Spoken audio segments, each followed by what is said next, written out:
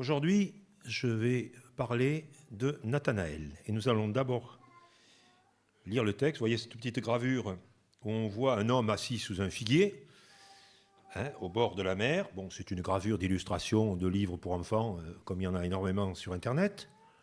Et puis, on voit arriver un homme au fond. Eh bien, on va voir tout ça se mettre en place dans le récit de l'évangile de Jean, au premier chapitre et au verset 43. Donc, il est question de Jésus et de plusieurs personnages. Le lendemain, il voulut se rendre en Galilée et il trouva Philippe. Jésus lui dit « Suis-moi ». Philippe était de Bethsaïda, la ville d'André et de Pierre. Philippe trouva Nathanaël et lui dit « Nous avons trouvé celui dont il est parlé dans la loi de Moïse et dans les prophètes, Jésus de Nazareth, fils de Joseph. » Nathanaël lui dit « Peut-il venir de Nazareth quelque chose de bon ?»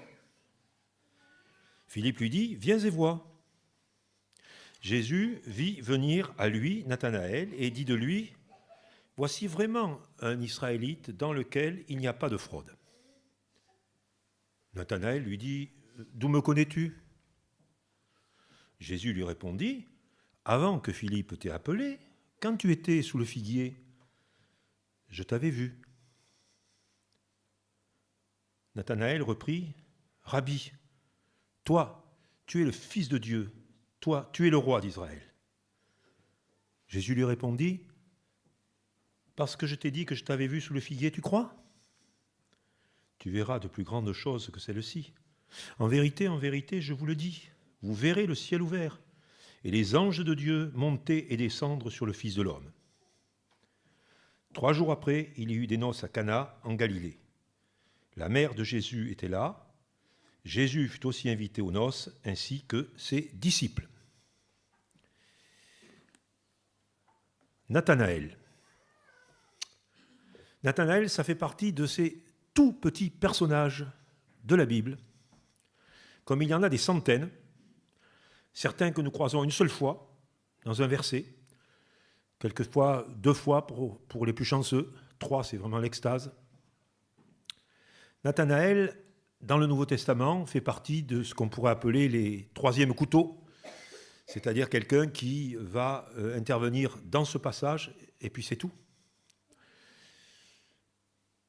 Et de Nathanaël, on ne sait rien. Je suis allé chercher dans les sources autorisées, c'est-à-dire la tradition catholique, parce qu'eux, ils sont très très forts pour tout ce qui concerne les personnages bibliques. Et donc je suis allé voir dans le dictionnaire des saints, puisque évidemment Nathanaël est forcément devenu un saint. Alors première surprise, il n'y a pas de saint Nathanaël. Bon.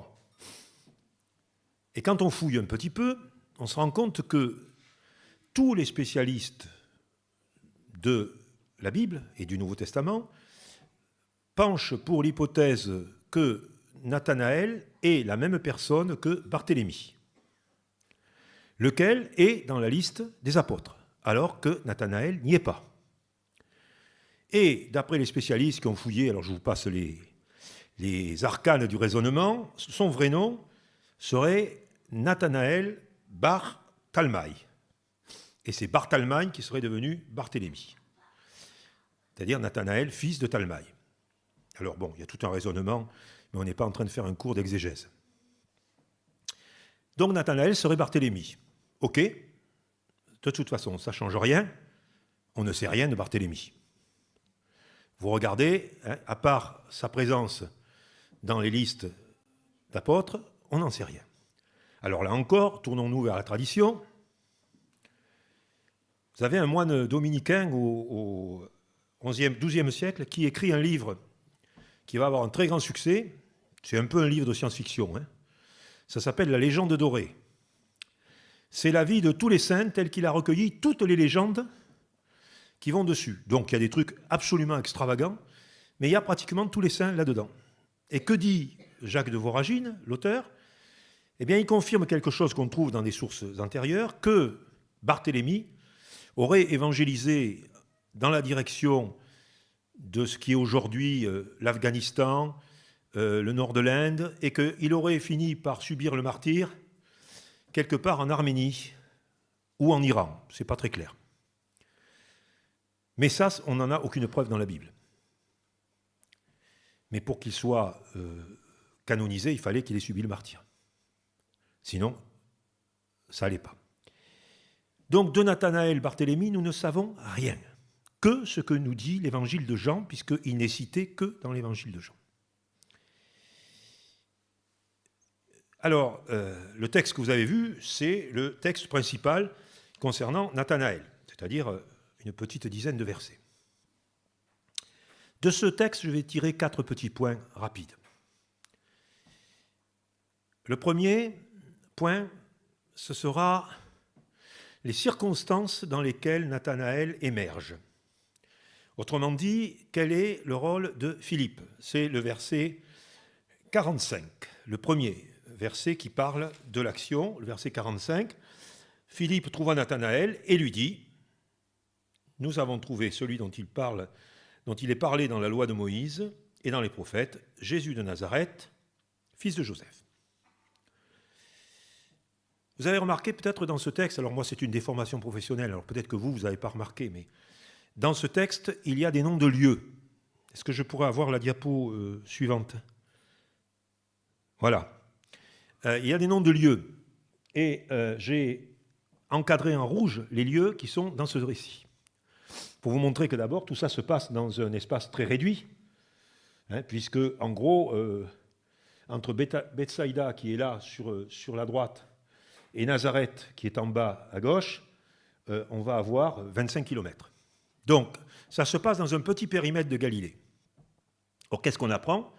Que Philippe était originaire de Bethsaïda, et on sait que André et Pierre étaient aussi de Bethsaïda.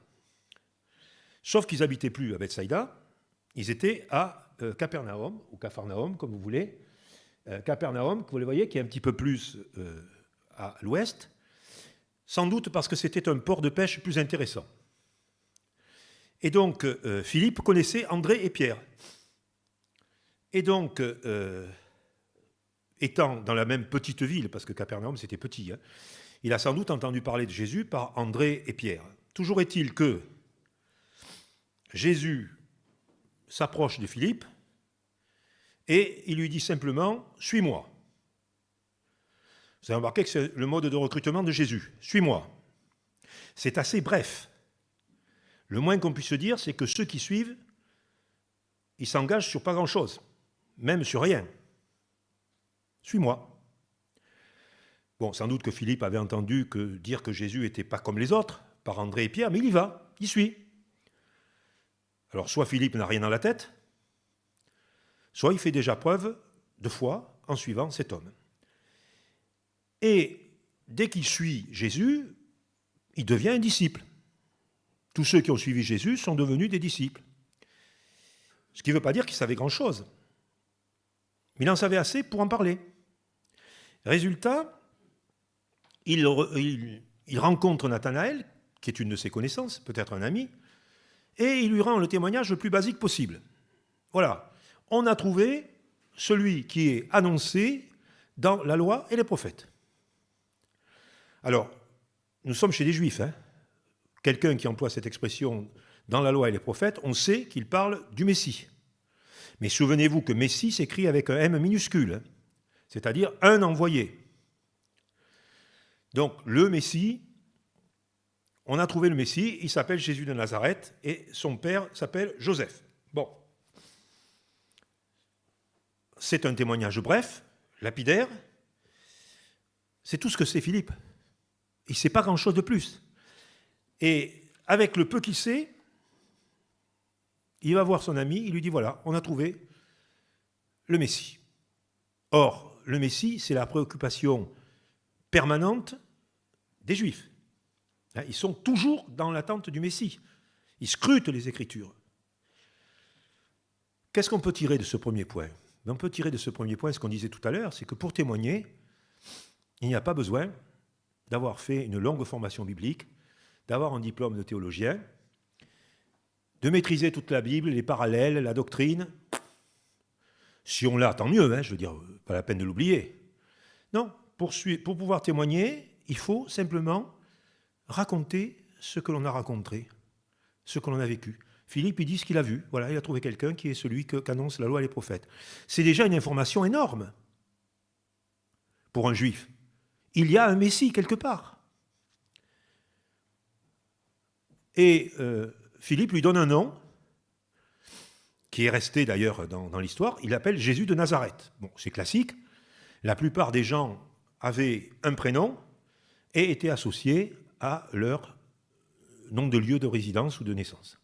Donc, Jésus de Nazareth. Voilà, son témoignage est tout simple. On ne peut pas faire plus rudimentaire. Ça devrait nous encourager. Il suffit de dire que nous savons où se trouve le Messie de Dieu, Jésus. Il est là où on prêche sa parole. Ça suffit. Deuxième point, les versets 46-48. Alors, Nathanaël, qui est loin d'être un imbécile, répond, Nathanaël lui dit, peut-il venir de Nazareth quelque chose de bon? Nathanaël est logique, c'est un bon juif, d'ailleurs Jésus lui dira. C'est un bon juif. Or, que c'est un bon juif?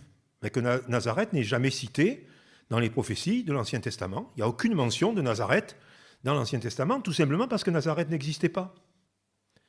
Nazareth est un village de création relativement récente. Et les endroits qui sont cités en lien avec le Messie, c'est Jérusalem, ou Sion, et la seule prophétie très explicite, Michée chapitre 5, versets 1 à 4, c'est Bethléem, Ephrata, un petit village au sud de Jérusalem. Donc Nazareth n'existe pas. Donc c'est avec raison que Nathanaël dit, mais je ne vois pas ce qui peut sortir, comment le Messie pourrait-il sortir de Nazareth? C'est une incongruité, ça ne correspond pas à l'esprit. Alors évidemment, il y a deux raisons. Un, il y a ce petit village de Nazareth qui est récent, qui n'est pas très développé, contrairement, on a fait après tout un développement postérieur, mais c'est un village tout petit. C'est un village qui est concurrencé par les villes voisines, et notamment au nord de Nazareth. Enfin, sur la carte, on le voit, vous avez une ville qui a été créée récemment, qui s'appelle Séphoris, qui, elle, est la ville où il y a tout ce qu'il faut, tous les services, parce que c'est une ville coloniale.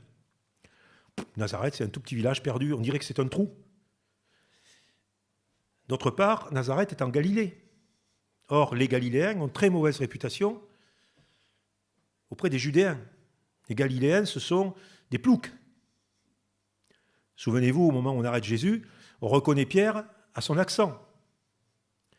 Ce sont des ploucs, des pêcheurs, des paysans. Et puis surtout, ils sont séparés de la Judée par Samarie. Et Samarie, ce sont les faux frères, les hérétiques. Donc les Galiléens, ils ne sont pas en odeur de sainteté. Donc voilà, Nathanaël a raison de réagir comme ça.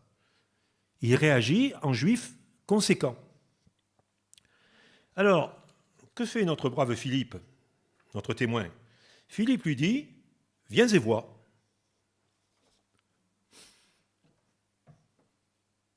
Philippe n'est pas rentré dans la polémique. Il n'a pas cherché à le convaincre que ça pouvait venir de Nazareth, non. Peut-être qu'il n'avait pas les moyens de le faire, mais en tout cas, il n'est pas rentré dans la polémique. Qu'est-ce qu'il dit? Tu viens, tu vois. C'est simple, c'est aussi simple que suis-moi. Viens et vois. Quand j'étais tout minot, ma mère s'est convertie, j'avais 2 ans, elle s'est convertie dans une église pentecôtiste à Bordeaux. Et donc, depuis l'âge de 2 ans, j'use mes fonds de short et de pantalon sur les bancs des églises. Et donc, j'ai accumulé de l'audition. Et dans cette église, il y avait, tous les mois, édité par les presses des Assemblées de Dieu, un petit bulletin, une feuille A4 recto verso, mais imprimée, qui s'appelait « Viens et vois ». On en tirait, chaque église en recevait un paquet. Quand ça arrivait, les chrétiens se précipitaient pour en prendre quelques exemplaires. C'était destiné à être donné aux gens qu'on abordait. Il y avait toujours un petit témoignage, des petits renseignements, les horaires de réunion. C'était une feuille de premier contact. Et donc, on commençait par la lire, évidemment. Et donc, tous les chrétiens en avaient chez eux. Et les salles s'appelaient « Salles, viens et vois ». Moi, je trouve ça très beau. Parce que ça veut dire qu'il y a quelque chose à voir. Est-ce que nous pourrions nous appeler ça le viens et vois? J'espère. Enfin, moi je le pense. Je pense qu'on peut. Alors, vous voyez, Philippe, il ne polémique pas. Il ne cherche pas à discuter avec Nathanaël, à rentrer dans une discussion dont les Juifs sont spécialistes, parce qu'il aurait pu s'asseoir sous le figuier et puis commencer à taper une bonne discussion bien juive. Et ça aurait amené à quoi? À rien. Non, non, viens et vois. Alors il amène Philippe près de Jésus. Je pense que ça doit se passer à Capernaum, parce que Jésus logeait chez Pierre ou avait une maison à Capernaum. Jésus vit venir à lui Nathanaël et dit de lui, voici vraiment un Israélite dans lequel il n'y a pas de fraude. Vous avez souvent entendu Jésus dire quelque chose d'aussi positif? Fouillez dans votre mémoire biblique. C'est rare, hein? C'est rare. Là, Jésus dit, voilà un bon juif. Il n'y a pas d'artifice, il n'y a pas de tricherie chez lui. C'est un bon juif. Ça confirme ce que je vous ai dit. Nathanaël, il a réagi en bon juif. Alors, Nathanaël, ça ne suffit pas à le convaincre. Nathanaël lui dit, d'où me connais-tu? Autrement dit, toi, je ne sais pas si tu n'essaies pas de me bluffer. Est-ce que ce n'est pas le discours d'un imposteur? Vous savez, on commence par la flatterie, et puis après, on va plus loin. Et ça pourrait, pour recruter.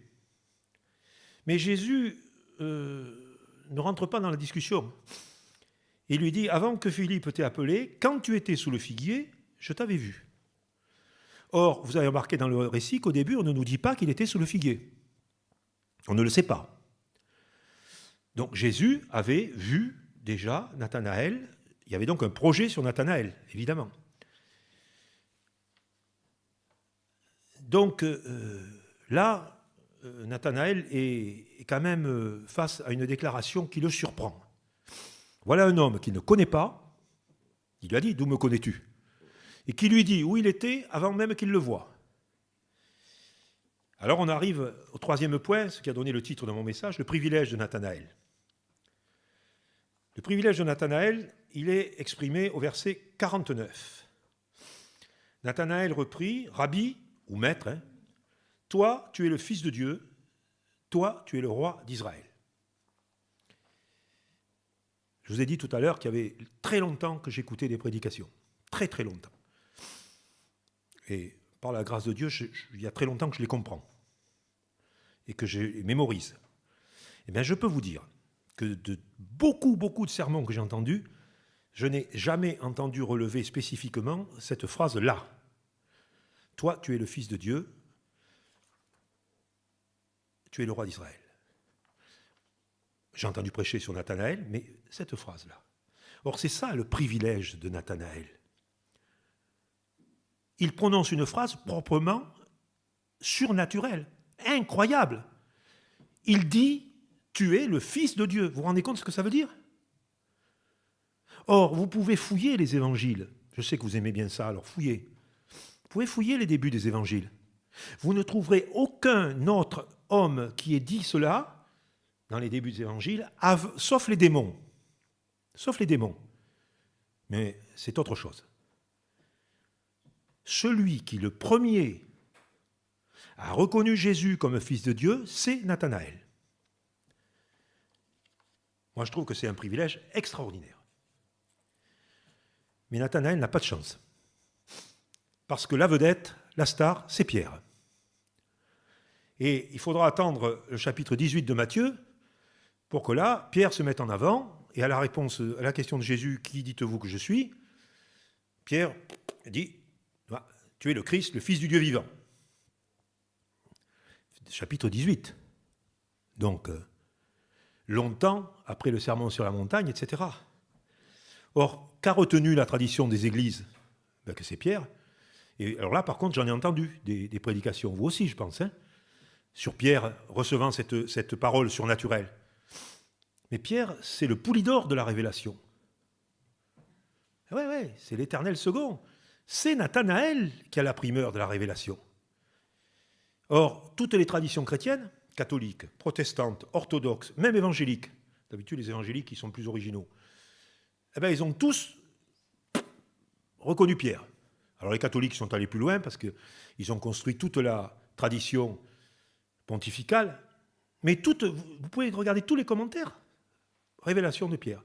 Non, c'est Nathanaël. Vous vous rendez compte le privilège de cet homme dont on ne parle qu'une seule fois dans les évangiles.